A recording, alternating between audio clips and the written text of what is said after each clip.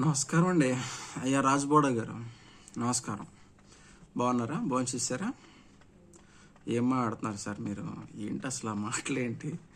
ఆ, మిమ్మల్ని చూస్తే నవ్వు వస్తుంది.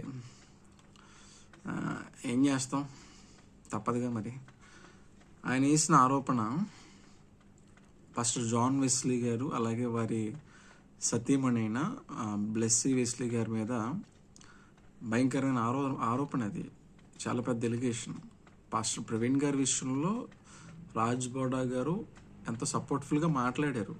బట్ అది తర్వాత ఇప్పుడు ఏమవుతుందంటే ఒక్కసారిగా అది యూటర్న్ తీసుకొని క్రైస్తవుల మీదకే అది ఉసిగొలపాలన్నట్టుగా, అందులో కూడా ఒక గొప్పగా వాడబడుతున్న జాన్ వెస్లీ గారి మీదకి ఇది చూపించడం అనేది చాలా బాధాకరమైన విషయము.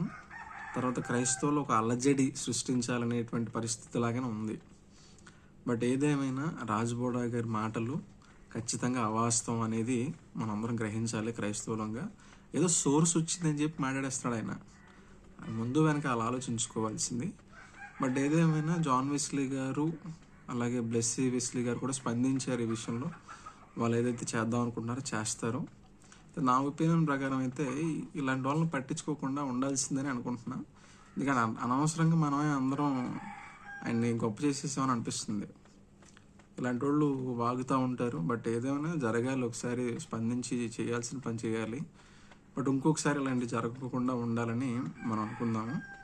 తర్వాత జసింత కట్టు అనేటువంటి అమ్మాయి గురించి కూడా చాలా వల్గర్గా పాపం తన విషయంలో కూడా జరుగుతూ ఉంది.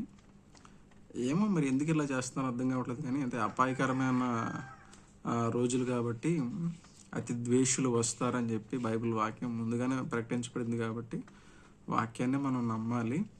బట్ ఎనీవేస్ ఏదేమైనా ఇలాంటివి మనం చూసినప్పుడు కలవరపడిపోకుండా వివేచన కలిగి ఆలోచించాలనేది ఒక నా భావన. కనుక క్రిస్టియానిటీలో ఉన్నటువంటి ఎవరైనా సరే ఇలాంటి వాటిని పట్టించుకోవద్దు.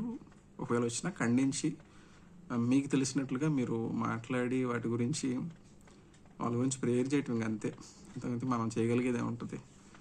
సో ఇంక ఇలాంటివి మనం అనేకం చూస్తాం, మనమే అనుభవించవచ్చు కూడా రానున్న రోజుల్లో. Let's wait and watch.